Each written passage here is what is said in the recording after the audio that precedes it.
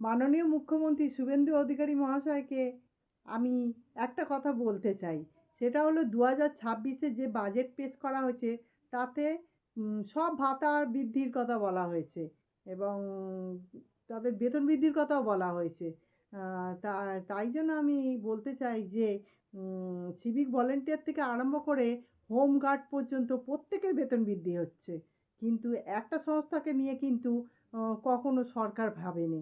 সেটা হলো সিকিউরিটি গার্ডকে নিয়ে। তারা তো আমাদের জায়গাগুলোকে পাহারা দিচ্ছে 12 থেকে 24 ঘন্টা দাঁড়িয়ে দাঁড়িয়ে। এমনও জায়গা আছে যে বসবার জায়গা পর্যন্ত নেই, তাদেরকে দাঁড়িয়ে দাঁড়িয়ে ডিউটি করতে হয়।